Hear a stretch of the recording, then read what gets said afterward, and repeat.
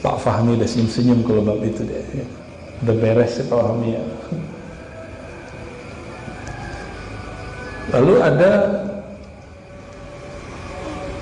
ujian psikis ini juga berkaitan dengan ada sabar dari ujian bentuknya musibah, ada sabar dari ujian yang tadi psikis, emosi. Nabi SAW kalau ingin memasukkan seseorang ke dalam surga, diceknya satu, dicek emosinya, marah nggak? Kalau dia marah berarti laisa min ahli jannah, bukan ahli surga.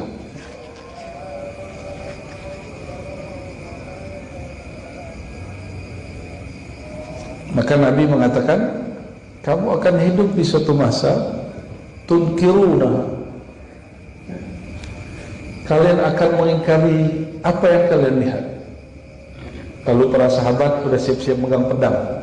Terus kami harus gimana wahai Rasul? Nabi nggak bilang kamu berontak. Apa kata Nabi SAW? Tu'adduna al-haqq alladhi alaikum wa tas'alullaha ta'ala lakum alladhi lakum.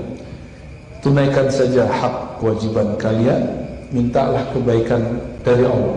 Jadi bukan berontak ya. Bahkan dalam hadis yang berikut Nabi mengatakan fasbiru hatta talqauni alal haud ya. Sabar saja sampai bertemu aku di telaga al-haud. Kita sekarang masuk ke bab yang baru, yaitu bab as-sidq. Sering dengar sidik. Sidik biasanya kita sebut sifat Rasulullah. Apa sifat Rasulullah? Sidik. Apa arti sidik? Sama yang dikalamkan dengan yang dibuat. Tapi dalam ilmu kerohanian ada tambahannya, kesamaan zahir dan batin. Kalau dalam ilmu akhlak cukup lisan dan perbuatan, tapi dalam ilmu rohani munasabah atau muwafaqatul az-zahir wal batin. Sama yang di dalam ini dengan yang di luar. Itu sidq. Di sini disebutkan ya ada 3. Nah itu ya ayyuhalladzina amanu taqullaha wa kunu ma'as shadiqin. Jadi orang beriman itu enggak cukup dia beriman sendiri. Enggak cukup dia bertakwa. Dia mesti ada komunitas. Wahai orang beriman, At-Taubah surat Taubat ayat 119. Ittaqullah. Takutlah kepada Allah wa kunu ma'as shadiqin. Dan hendaklah kamu bergabung bersama orang-orang yang shadiq. Orang-orang yang sidik, yang bersifat sidik, yang sama batinnya, qalbunya dengan lisan perbuatannya. Kita disuruh untuk bergabung dengan mereka ya.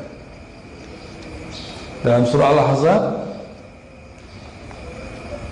sifat siddiq ini disebut sebagai sifat lelaki dan perempuan. Was-sadiqin ayat 35 ya, Al-Ahzab 35.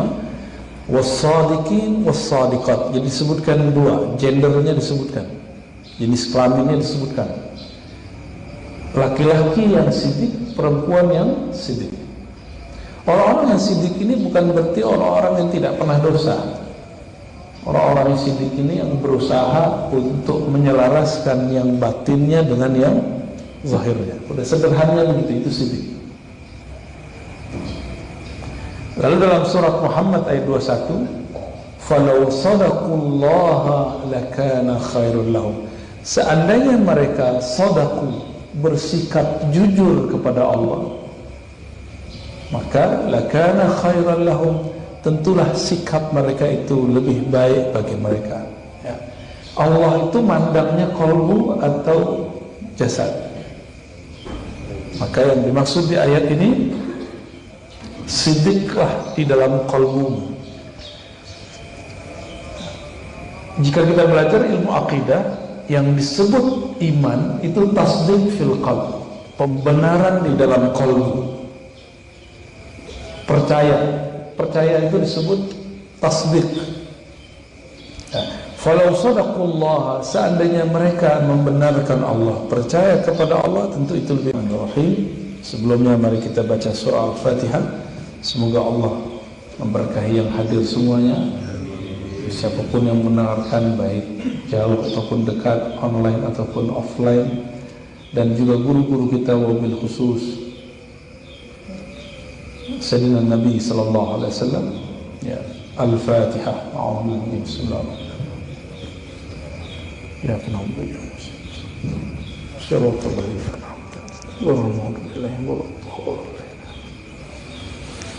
Fal awal, hadis pertama an Sayyidina Abdullah bin Mas'ud, dari sahabat Abdullah bin Mas'ud. Abdullah bin Mas'ud ini diperkirakan wafatnya tahun 33 Hijriah, barengan dengan Sayyidina Utsman. Lebih dulu beliau. Sayyidina Abdullah bin Mas'ud mempelajari Al-Quran lebih dari 70 surat langsung dari Rasulullah SAW, dan beliau hafal, bukan baca teks. Abdullah bin Mas'ud sempat terjadi pergesekan sedikit dengan sahabatnya, itu Utsman, ketika Sayyidina Utsman mengatakan salim mushaf. Lalu Sayyidina Utsman membakar mushaf-mushaf selain yang dia punya, yang dicatat sekitar 6 mushaf. Terjadi konflik dengan Abdullah bin Mas'ud. Tapi konflik itu hanya sebentar. Kalau bukanlah karena Sayyidina Utsman tahan dikritik dan dicaci maki, dan beliau mau mengambil sikap tegas untuk memusnahkan mushaf-mushaf yang lain selain mushaf Utsman, maka kita gak akan bisa baca Quran yang ini sekarang. Ini sejarahnya panjang sekali, dan saya sampai hari ini masih ngajar ini untuk kelas pasca sarjana. Ya, untuk pasca sarjana kita masih membedah kok bisa orang di zaman itu nulis dan Quran akhirnya final seperti ini. Itu sebenarnya panjang sekali, ya, sangat-sangat panjang. Sehingga dulu ada orang-orang Mesir mengisukan aneh-aneh terhadap Sayyidina Utsman, dianggap Sayyidina Utsman ini menista agama, dianggap diktator. Akhirnya Sayyidina Utsman datangin mereka di musim haji dan minta mereka untuk memperjelas maksud kalian apa, mengatakan saya begitu. Langsung ditodong oleh beliau, ya. Selamanya Sayyidina Utsman itu gak pernah nodong orang, tapi sekali itu beliau kemudian nantang balik ceritanya. Ya, saya jarang menemukan Sayyidina Utsman itu seperti itu. Ya, alhamdulillah kita kemudian berkat Sayyidina Utsman mau dicaci, mau dikritik di zaman itu, ya, kita dapat Al-Quran seperti ini. Dulu ada namanya Mushaf Utsmani disalin di zaman Timur Leng di Uzbek sekitar 50. Jadi di zaman Timur Leng, walaupun dia bagi orang Turki, orang Baghdad, Afghanistan dianggap zalim, tapi bagi orang Uzbek dianggap sebagai penyebar keislaman yang baik. Ya, beda-beda wilayah, beda sejarah, ya. Itu saya pernah melihat, alhamdulillah, mushafnya di Tashkent, ya. Di Tashkent, di daerah di Uzbekistan, dan belum ada titiknya, belum ada harokatnya. Sekarang sudah ada titik, sudah ada harokat. Nah, ini pakai ilmu rasam, pakai ilmu qiraat, pakai ilmu macam-macam. Jadi untuk menulis Quran ini ada ilmu khusus yang diperlukan. Jadilah Quran. Dulu Sayyidina Utsman adalah orang yang menginisiasi di awal, ya. Barakallahu wa jazallahu ta'ala anna, ya. Semoga Allah memberkahi Sayyidina Utsman. Dan Sayyidina Utsman sampai hari ini dituduh nepotisme oleh orang-orang Syiah Rafidhah. Ya, maka saya berkali-kali katakan ke teman-teman Syiah itu, coba kalian berhenti deh ngomongin sahabat Nabi dengan kata-kata yang buruk. Pasti kita bisa ngobrol bareng, pasti bisa berjamaah bersama. Tapi nggak semua mau. Ada yang mau dan tidak mau, ya. As-sidq Kata Nabi SAW, diriwayatkan Abdullah bin Mas'ud, inna sidqa yahdi ilal birr. Sesungguhnya sidq itu bersikap sama antara lahir dan batin, ya. Yahdi ilal birr, akan memberi petunjuk kepada kebaikan-kebaikan. Wa innal birra yahdi ilal jannah. Kebaikan itu akan memberi jalan kepada surga. Wa innar rajula la yasduq hatta yuktaba 'indallahi siddiqan. Nah, di sini ada proses.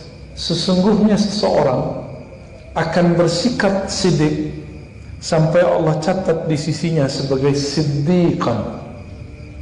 Jadi orang yang sudah tercatat, sudah terbukti bahwa dia benar-benar siddiq, disebut siddiq, ya. Nah, Nabi, salah satu karakter Nabi kemudian jadi nama beliau adalah siddiq.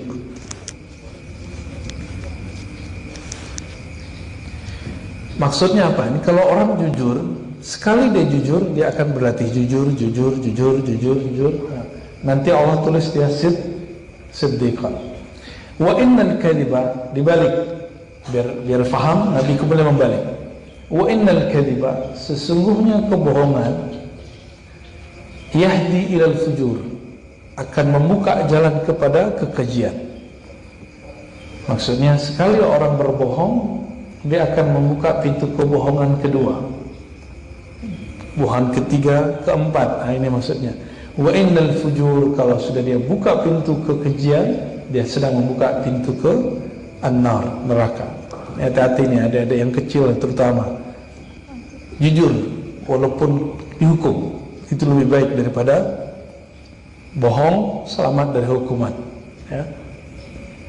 Pernahkah Allah tidur? Allah nggak pernah tidur. Maka Allah tidak pernah bisa ditipu. Kalau guru-guru kalian bisa ditipu, bisa ditutup, tapi Allah nggak bisa. Wa inna ar-rajula la yakdhibu hatta yuktaba 'inda Allahi kadzdzaban. Orang kalau pernah bohong sekali, maka dia akan terpaksa berbohong kedua, ketiga, keempat, sampai disebut kadzdzab. Kadzdzab itu bahasa Arab artinya banyak bohong. Dalam bahasa Arab kadzdzab fa'al disebut dengan mubalaghah, fa'il mubalaghah, orang yang bohongnya udah nggak dihitung, ya. Jadi kalau hadis ini diringkas, miftahul jannah as-sidqu, kunci surga adalah sidq, bersikap sidq. Hadis kedua, An Abi Muhammad Al-Hasan bin Ali bin Abi Thalib, dari Abu Muhammad cucu Rasulullah, yaitu Al-Hasan bin Ali bin Abi Thalib. Khusus untuk zuriat Nabi, ulama kita membolehkan kalimat alaihissalam, Hasan alaihissalam, ya. Boleh juga pakai, kalau kayak Sayyidina Ali, karramallahu wajah. Dan itu bukan ajaran di luar ahlu sunnah, masih ahlu sunnah, ya. Nah, yang paling aman radhiyallahu anhuma, ya. Semoga Allah meridhai keduanya. Qala hafiztu min Rasulillah, aku hafal dari Rasulullah, kata Sayyidina Al-Hasan. Kenapa saya sering menyebut sahabat dengan kata Sayyidina, apalagi Hasan bin Ali? Karena Nabi mengatakan ketika Sayyidina Al-Hasan dan Husain sedang main-main, beliau mengatakan, nunjuk, huma sayyida syababil jannah, mereka berdua adalah sayyid, pemimpin anak-anak muda di surga. Semua di surga umurnya 33 tahun. Nanti kita sama umurnya, sama Pak Haji. Tenang Pak Haji. Umur sekarang udah macam-macam ya, ada yang 25, ada yang 30, ada yang 40, ada yang 50, ada yang 60. Nanti umur di sana sama. Yang beda itu cuma makomnya yang beda, ya. Makomnya itu ya tergantung di kolbunya itu Allah seberapa tinggi. Jadi ada seorang bertanya kepada gurunya, wahai Tuan Syekh, di situ riwayatnya Abu Yazid, bagaimanakah posisiku, makomku di sisi Allah? Apa jawaban imam ini? Bagaimanakah engkau meninggikan Allah di dalam kolbumu, setinggi itulah engkau di sisi Allah Subhanahu wa ta'ala. Ada orang duduk dekat Sayyidina Ali, ayahnya Sayyidina Al-Hasan, menghujat dunia terus. Apa ini dunia? Apa ini? Ngomongin sial pun. Dikira orang begitu benci dunia, enggak. Kata Sayyidina Ali, Rasulullah SAW bersabda, "Idza ahabba qauman, idza ahabba ar-rajul syai'an aktsara dzikrahu." Kalau seseorang suka sesuatu, dia banyak menyebutnya. Ini orang dari awal duduk sampai udah lama yang disebut-sebut dunia sial, dunia laknat, pemerintah zalim, pemerintah sial. Akhirnya hari-hari cuma menghujat. Kata Sayyidina Ali, sebenarnya kamu cinta. Jadi orang yang menghujat dulu Presiden Soeharto, Gus Dur, sekarang Jokowi, ya, sebelumnya Soekarno, itu orang yang cinta sebenarnya sama mereka ya. Karena disebut-sebut mulu, jadi status, jadi diposting. Ya, saya senyum aja, kayaknya dicintai. Orang-orang seperti ini lagi cinta. Kalau dia cinta kepada Allah, pasti dia banyak nyebut nama Allah. Lalu ngapain dia nyebut begitu? Supaya menyembunyikan sesuatu di dalam dirinya. Orang yang hujat-hujat dunia diulang-ulang, berarti ada sesuatu keburukan yang dia sembunyikan dari kalbunya. Mungkin dia cinta dunia.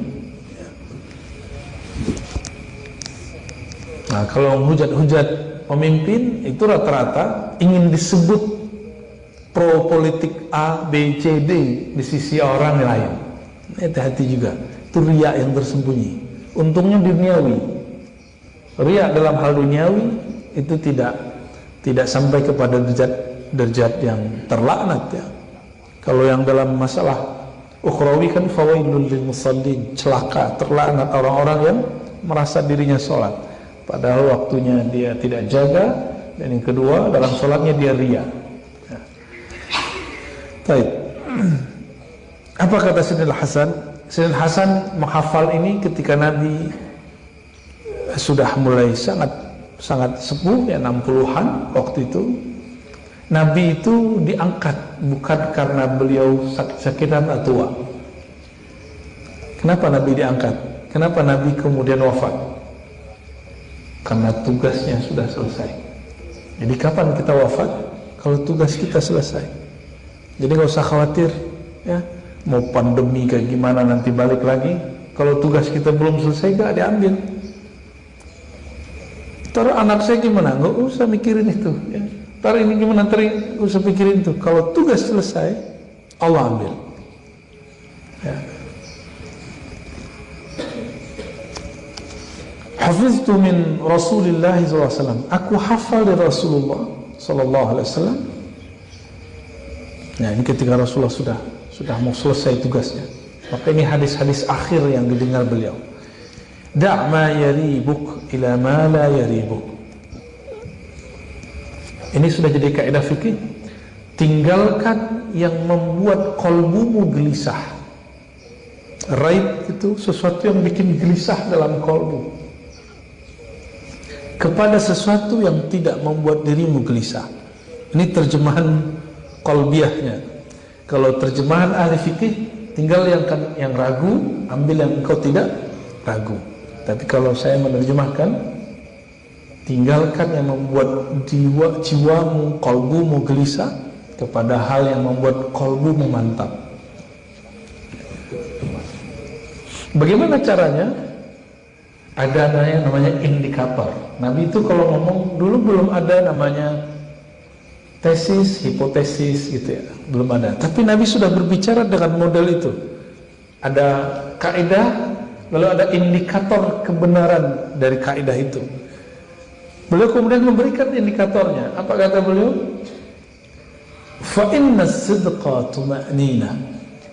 Indikator kamu benar, kamu tidak salah, at-tuma'nina, ada kedamaian, ketentraman di dalam qalb. Saya pernah cerita dulu, mungkin lupa. Dulu waktu saya pernah kerja di satu lembaga keluar kota, waktu itu jam saya rusak apa, saya beli jam, masih ingat ya, mungkin ada yang ingat satu dua. Saya beli jam tapi saya lupa itu pakai duit kantor atau duit saya pribadi. Itu seminggu sholat saya gak bisa khusyuk. Biasanya sholat itu terasa kayak ngobrol dengan Allah. Ini enggak. Setiap kali sholat saya biasa masang di sebelah kiri, Allahu Akbar, kepegang gak? Kepegang nih sebelah kiri. Itu kayak dia ngomong, aku bukan dari duitmu. Tapi yang bisikan satu lagi, dari duitmu kok. Seminggu 5 waktu saya tidak khusyuk. Itu harganya cuma 300.000. Zaman-zaman masih mahasiswa, saya sekaligus kerja. Bayangkan 300.000 bikin saya gak khusyuk. Padahal kalau itu kita kencengin dikit bisa jadi milik saya. Anggap saja itu milik saya, kan selesai. Dan hukum fikih, hilangkan yang ragu. Tapi dalam bab qalbu enggak, da'ma yaribuk, da'ma. Ada kalimat itu ma. Ma itu diartikan sebagai al-asbab allati yuribuk, sebab-sebab apa saja yang membuat engkau ragu, membuat engkau gelisah. Da'ma, maka kata ma dalam bahasa Arab tadi tidak hanya berarti yang, isim mausul, penghubung, tapi di situ ada makna. Apa saja sebab-sebab yang membuat engkau ragu, maka tinggalkan. Akhirnya karena sudah beli, sudah dipakai, ya udah 300.000-nya dibalikin ke kantor. Itu hari Senin saya sholat, saya nangis. Orang kayak kehilangan sesuatu lalu ketemu. Gimana rasanya? Kita suka sesuatu, nggak ketemu dia, atau ketemu. Itu bergetarnya luar biasa. Sholat zuhur saya nangis. Ya. Itu baru 300.000. Gimana kalau ada orang yang nggak jelas makan duit 3 juta, 300 juta, 3M, 3T? Itu sholatnya gimana tuh dia? Ya.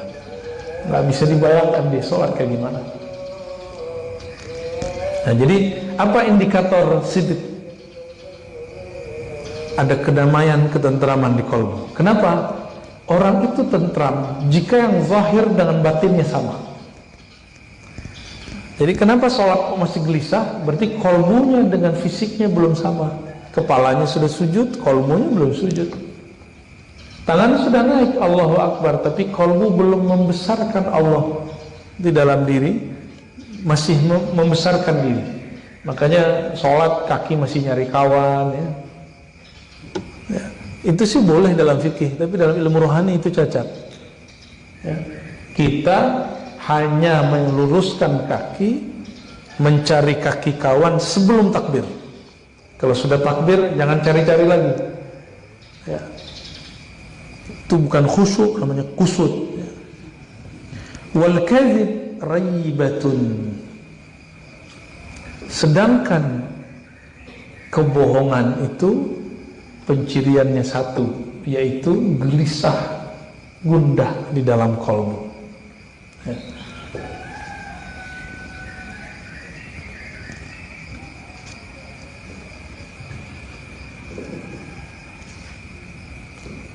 Hadis ketiga dari Abu Sufyan, Sakhr bin Harb radhiyallahu anhu. Hadisnya panjang. Ini dialog Abu Sufyan waktu ia belum muslim. Abu Sufyan ini nggak Islam, cuma gengsi. Dia pengen dihargai sedikit lah. Maka seorang pendakwah memang kadang-kadang harus berdamai sedikit untuk masalah itu. Dia mau nyapa dikit gitu. Abu Sufyan ini masuk Islam ketika Nabi mengatakan masuk Mekah tahun ke-8 Hijriah, siapa yang masuk ke rumah Allah selamat, siapa yang masuk ke rumah Abu Sufyan, rumahnya gede, selamat. Dia merasa dihargai, langsung masuk Islam. Jadi penghalang dia masuk Islam satu aja, kok Muhammad ini ponakanku kok kurang hargain aku, kira-kira gitu. Coba dihargain saya sokong dia. Nah ini Abu Sufyan, ketika dia bawa barang dagangan ke Rum Timur, yaitu Suria, Heraklius dalam bahasa Arab itu Hirokla, ya, itu bertanya, Abu Sufyan, dia belum muslim, fama ya'murukum, apa ajaran orang yang mengaku nabi di kampungmu?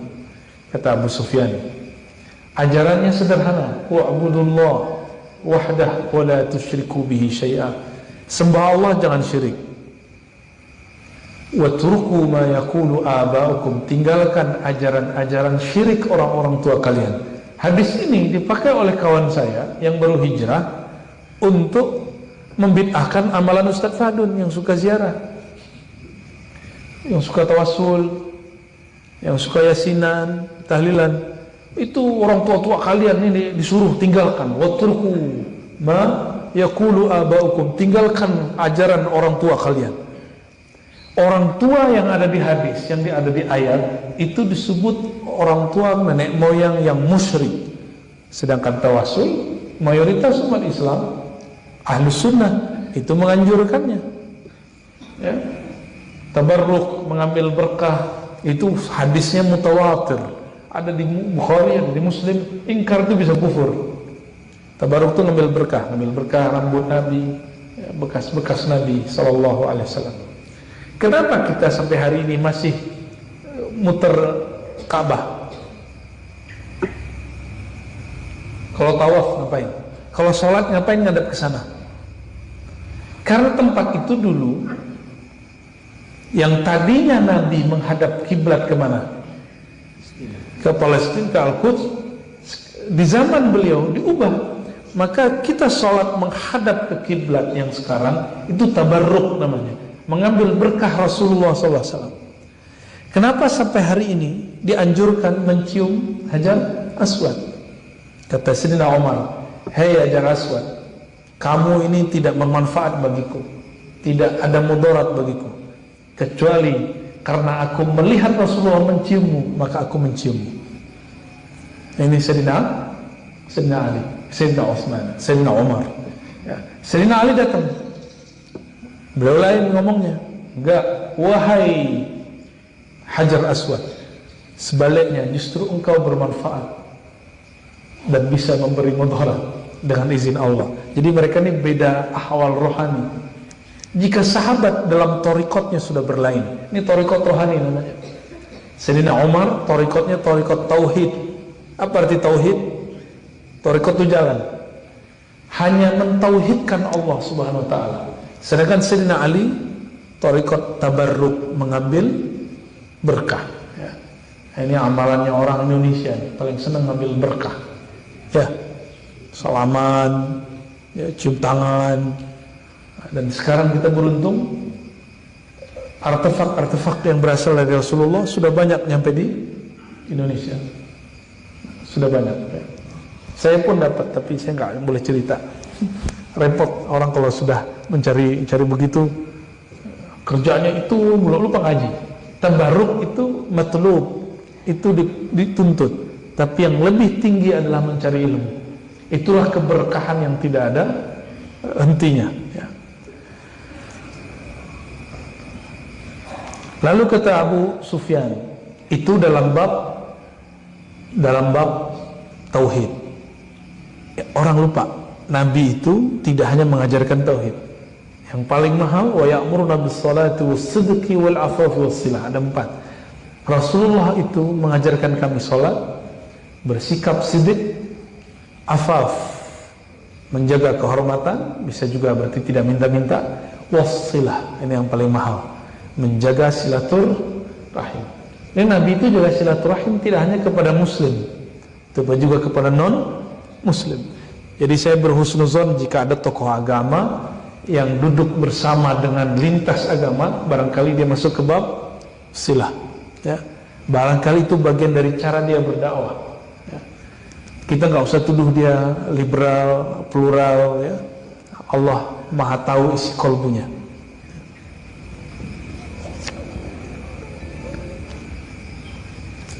Sidq ini juga berarti kemantapan kolbu. Nah, ada di hadis yang keempat dari Abu Sabit Sahal bin Hunayf, wa huwa badari. Dia termasuk orang yang ikut perang Badar. Orang yang ikut perang Badar itu jumlahnya tidak banyak, hanya 313. Sejumlah dengan para rasul. Apa artinya? Ahlul Badar adalah pewaris spirit para rasul yang 313. Maka Nabi mengatakan, "I'malu ma syi'tum fa inna Allah qad ghafara lakum." Kalian suka-suka, Allah sudah hafal, sudah ampuni semuanya, ya. Apa kata Nabi sallallahu alaihi wasallam? "Man sa'alallahu ta'ala syahadata." Siapa yang minta dimatikan dalam keadaan syahid. Syahadah itu syahid, menyaksikan Allah. Bisidqin, dengan kemantapan hati. Ballaghahu Allah Ta'ala manazil asy-syuhada. Allah akan sampaikan dia ke maqam syuhada, wa in mata 'alal firash. Meskipun dia meninggal di atas tempat tidur. Siapa yang seperti itu? Itu Sayyidina Utsman, Sayyidina Umar. Dua orang ini disebut syahid padahal meninggalnya di atas kasurnya sendiri. Ya. Dan Nabi sudah mengabarkan bahwa mereka ini akan syahid ketika naik ke Gunung Uhud. Gunung Uhud itu batu, dan dia kenal siapa yang naik. Maka jangan pernah coba-coba bermaksiat di atas gunung. Ya, itu gunung mengerti. Itu gunungnya bergetar. Akhirnya Nabi menghentakkan kakinya. Wahai Uhud, di atasmu ada Rasul, ada seorang Siddiq, yaitu Abu Bakar, dan ada dua orang syahid. Nabi sudah mengabarkan akan cara meninggalnya dua orang ini, bahkan tiga orang ini, Abu Bakar, Umar, dan Utsman. Ya.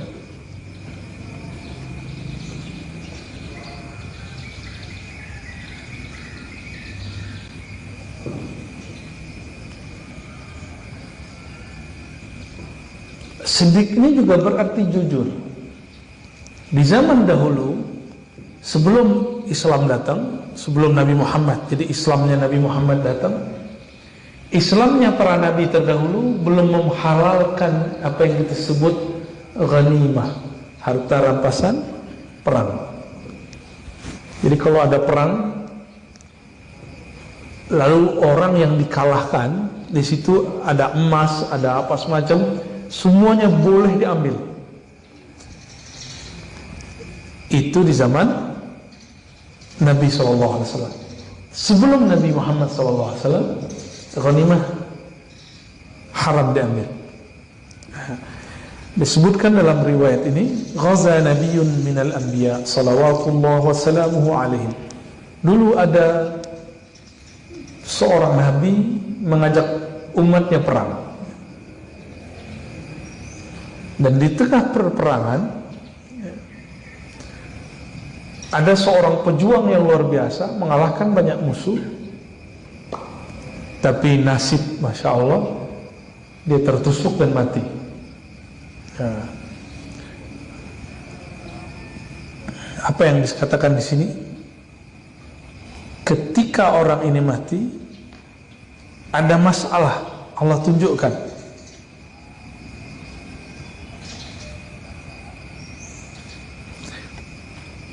Nabi ini ngomong, inna fikum ghululan falyubayyi'ni min kulli qabilatin rajulun.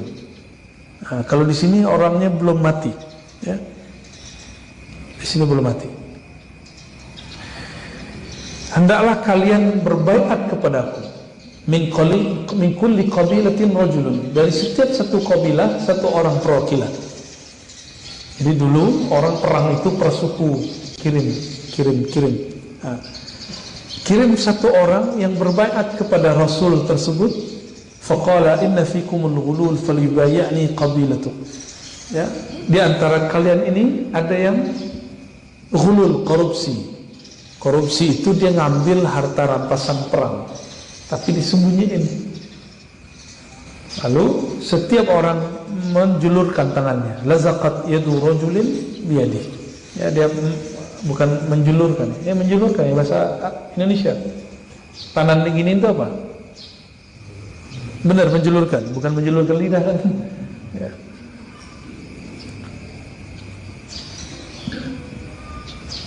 Inna fikumul ghulul falyubayyi'ni qabilatu. Terus faja'u bi ra'si misli ra'si baqaratin min adh-dhahab fawada'aha faja'at nar fa'akalatha falam tahul ghanaim li ahadin qablana. Ya, kalau di sini satu versi masih ternyata benar, tiba-tiba ada satu kelompok membawa harta ghanimah. Ya, membawa harta ghanimah. Di zaman Rasulullah ada kejadian orang yang tadi bisa mengalahkan siapa saja, tapi nasibnya tidak beruntung, mati. Ketika dia hendak disolatkan, Nabi merasa ada sesuatu. Pas dipegang, di dalam mantelnya ada emas. Ada emas dia simpan. Jadi dia lagi perang, yang terbayang sama dia ghanimah, harta rampasan perang. Karena memang ada satu riwayat di Tabrani kepada para jomblo yang hendak menikah tapi gak punya modal, kata Nabi, jahidu taghtanimu, berjihadlah kamu lalu ambillah harta rampasan perang. Nabi pernah ngomong gitu dulu. Jadi dulu perang itu tuntutan di zaman itu. Dulu orang konflik dikit perang. Perangnya Ukraina itu yang besar kan beritanya. Tapi dulu lebih dahsyat, perang itu dulu lebih dahsyat, main fisik, ya, ketemu dan gerilya mereka dulu. Kalau sekarang kan lebih kepada alat-alat aja ya. Kita nggak tahu nih kapan berhenti perangnya. Ya, perang itu yang menang rugi, yang kalah rugi, nggak ada yang manfaat. Ya. Dan negara sekitarnya hancur. Yang di sana perang, tapi kita yang kemudian yang kesulitan, mana nggak? Harga minyak naik, yang bikin apa nih untuk tahu kedelai naik semua. Tapi alhamdulillah, karena itu berbahaya untuk kesehatan ya. Kalau terlalu banyak itu bahaya.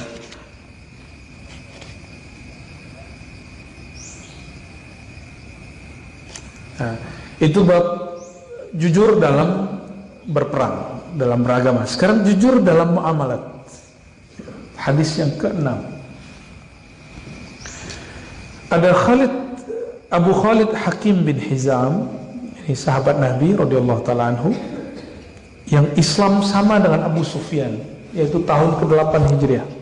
Nabi masuk ke kota Mekah, pulang kampung dan tidak umroh tahun 8 Hijriah. Masuk kota Mekah nggak umroh, itu gimana? Nggak afdal ya? Kenapa Nabi tidak umroh di tahun ke-8? Karena umroh amalan pribadi, sedangkan Nabi Fathu Mekah Nabi dengan silaturahim. Nabi mengamankan Mekah dengan cara bersilaturahim. Datang ke Abu Sufyan, semuanya Nabi temui. Ya. Dan beliau hanya sekitar sepekan, seminggu di Mekah dan tidak sempat untuk umroh lalu pulang. Ya, kita kalau dengar ada orang ke Mekah nggak umroh, kita bilang apa? Goblok itu orang, bodoh itu orang. Ya, kita ngomongnya begitu. Nabi enggak. Nabi ketika ada amal sosial, ada amal private, pribadi, personal, yang beliau tinggiin apa? Yang beliau sosial. Nah, ini contohnya ya.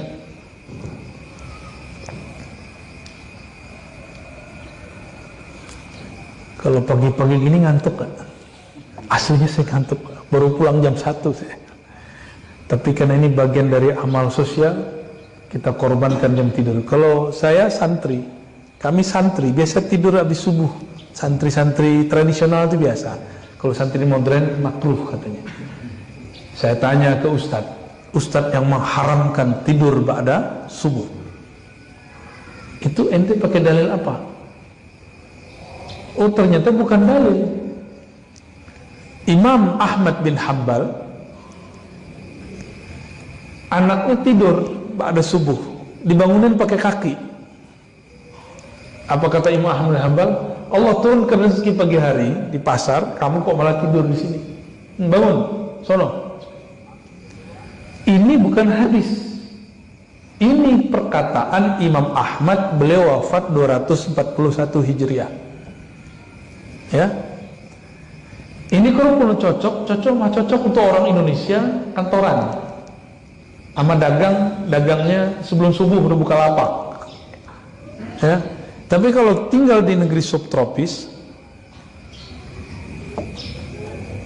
matahari terbit jam 3 ada terbit, terus setengah 4. Kerja tetap jam 8. Maka habis subuh tidur lagi orang sana. Benar nggak Pak? Di Kanada begitu dulu, ya. Di Prancis sama, ya. Apalagi Inggris, ke atas lagi, apalagi ke atasnya lagi Irlandia, ya. Nah, kita ini sering menggunakan riwayat yang bukan hadis, kita perlakukan seperti hadis. Akhirnya kita benci sama orang yang tidur habis subuh. Tidur habis subuh itu, dulu kita konfirmasi itu kepada guru kami, Kiai Ali Mustafa Yaakob, ahli hadis Indonesia di zaman itu. Apa jawaban beliau? Kemakruhan, bukan haram, kemakruhan tidur habis subuh itu bagi orang yang ma'isyahnya, hidup mata pencariannya bergantung kepada time di pagi hari. Kalau yang sekarang online, habis subuh tidur lagi nggak ada masalah, ya. Ustadz Fadun kalau lagi nggak kemana-mana bebas, ya. Santri ya, kita tahu dia santri kan, ya. Tapi lain kalau yang santri-santri yang ini makruh, nggak makruh, bahkan nggak boleh karena peraturan pesantren. Cuma dulu kiai-kiai kita kalau lagi libur, ya masya Allah, pada subuh, pada wiridan mereka tidur lagi. Namun afdolnya tunggu syuruk. Tunggu terbit matahari, maka tunggulah matahari terbit dengan berzikir, baru tidur. Itu afdalnya. Nabi mengatakan itu khairun minad dunya wa ma fiha. Ahabbu ilayya minad dunya wa ma fiha. Keberkahan berzikir sesaat itu lebih aku sukai daripada dunia dan seisinya. Ini bukan nyuruh ntar tidur habis subuh ya, bukan. Jangan perlakukan riwayat yang bukan dari Nabi sama dengan riwayat yang dari Nabi. Kalau yang ada itu riwayat Sayyidatuna Aisyah melarang orang tidur ba'da asar karena membuat orang seperti orang gila. Tidur ba'da asar, bangun maghrib. Ngomong ini pagi atau subuh? Pagi atau subuh. Pagi apa? Maghrib. Pernah begitu nggak? Nah, tapi kalau ahli zikir mah sama aja. Ahli zikir tidurnya zikir, bangunnya zikir. Dia mau tidur kapan aja boleh. Bahkan ahli zikir itu saking tenangnya, rileksnya, dia bisa tidur dalam zikir. Lagi duduk ketiduran, ya. Itu nggak apa-apa. Yang parah itu lagi Jumatan tidur. Didongengin ya. Al-bayyi'ani bil khiyar. Nah, ini bab muamalat. Transaksi jual beli itu bahasa Arabnya baik. Itu bil khiyar, ada khiyarnya, boleh. Ada khiyar majlis, ada khiyar dengan syarat, ada jenis-jenis khiyar. Khiyar itu dulu kita kalau beli barang, misalnya beli baju, nggak boleh dites. Nah, orangnya ngomong, ntar kalau nggak cocok balikin aja. Jika dia memberikan hari, itu lebih baik. Tapi standar 3 hari. Ya, standar 3 hari. Orang tuh boleh seminggu lagi juga boleh, misalnya gitu. Tergantung dikasih berapa. Ya. Atau dia katakan, jika masalahnya pada ABCD itu di luar tanggungan kami. Nah, itu ada. Ya. Kalau belanja di swalayan, bagian pecah belah memecahkan berarti membeli, itu udah pastilah ya. Malam yatafarraqa, ada namanya khiyar majlis. Khiyar majlis, keluar dari tempat itu maka sudah selesai baiat, selesai transaksi baiknya, maka tidak boleh lagi memilih. Nah, ada yang begitu. Al-bai'ani bil khiyar ma lam yatafarraqa, disebut khiyar majlis. Keluar dari pasar, keluar dari toko tersebut, maka sudah selesai, nggak boleh ditukar. Fa in sadaqa wa bayyana burika lahuma fi bai'ihima. Jika kedua-duanya penjual pembeli ini jujur, burika lahuma fi bai'ihima, diberkahi dua-duanya. Wa in katama wa kadzaba, jika ada yang menyembunyikan aib si penjual, wa kadzaba, dan mereka berdua saling bohong, muhiqat barakatu bai'ihima, maka dicabutlah keberkahan dari keduanya. Biasanya yang jual jengkol atau ya, jengkol yang atas-atas bagus-bagus. Dulu saya lihat orang jual jengkol. Ada yang jual, yang paling parah itu jualan yang Palembang, duku Palembang. Oh, itu paling parah. Ya. Yang dipajang itu yang gede-gede bagus, tapi ketika dia ngambil, dia ambil yang kecil. Itu nggak akan diberkahi. Apa ciri-ciri tidak berkah? Orang tidak mau datang lagi ke sana. Jadi para pedagang ini mengira ketika dia menampilkan yang bagus, terus dia kasih yang tidak bagus, itu dia untung. Betul, untung sesaat, tapi tidak berkah. Al-barakah itu khairun katsir. Ketika anugerah kebaikan itu bercucuran dan tidak habis-habis. Nabi Muhammad SAW, ketika beliau berdagang, beliau statusnya masih nabi, tapi nabi yang disembunyikan oleh Allah. Ketika berdagang bukanlah mengurangi hak orang. Setiap kali jual barang pasti ada hadiah dikasih, walaupun hadiahnya tidak dari barang itu. Jadi beliau sediakan mana yang biasa, barang-barang yang kelasnya nilainya A, itu dijual, dikasih hadiah. Hadiahnya diambil dari yang satu. Kita sekarang nyebutnya apa itu? Bakar-bakar duit, ya. Startup itu mereka bisa naik kalau bakar duit.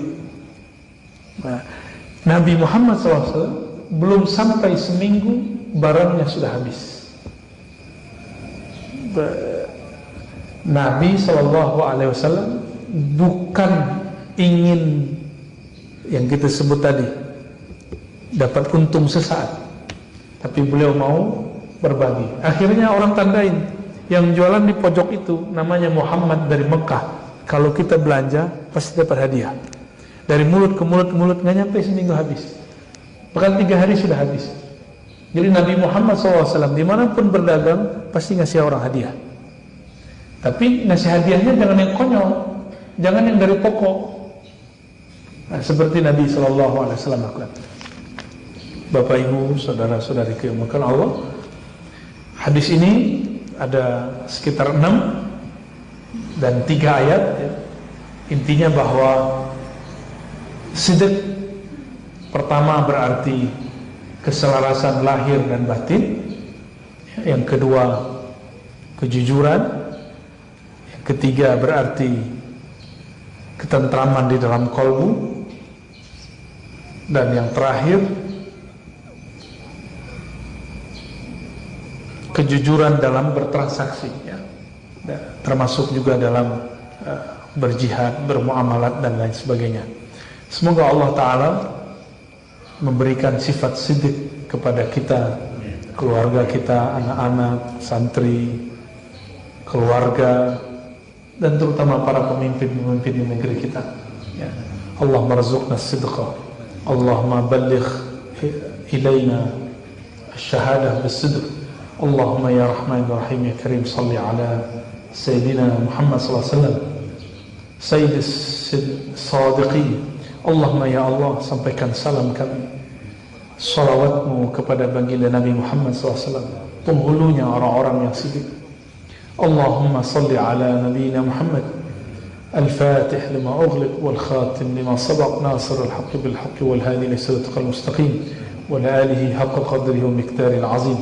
Allahumma ya Allah, anugerahi kami sifat-sifat kenabian, sifat sidq, sifat amanah, dan angkatlah derajat kami dengan keduanya. Allahumma ya Allah, muliakan kami, guru-guru kami, para pemimpin kami, masyayikh kami, keluarga kami dengan dua sifat ini, sidq dan amanah. Allahumma ya muqallibal qulub, ya musarrifal qulub, wahai yang membolak-balik hati, sabbit qulubana ala dinika wa ta'atik, tetapkan hati kami dalam kejujuran, dalam ketaatan, dalam mengingatmu dan mati dalam husnul khatimah.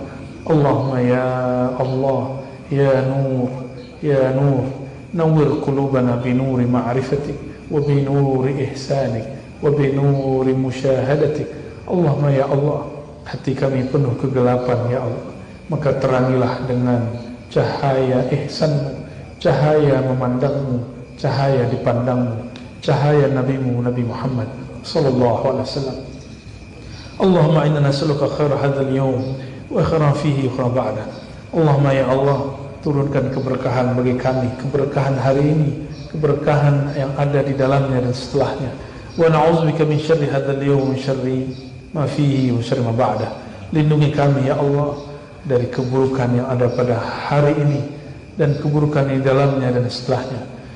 Bihaqqi nabiyina Muhammad sallallahu alaihi wasallam. Rabbana atina fid dunya hasanah wa fil akhirati hasanah wa qina adzabannar. Walhamdulillahi rabbil alamin. Demikian dari kami, semoga bermanfaat. Assalamualaikum warahmatullahi wabarakatuh.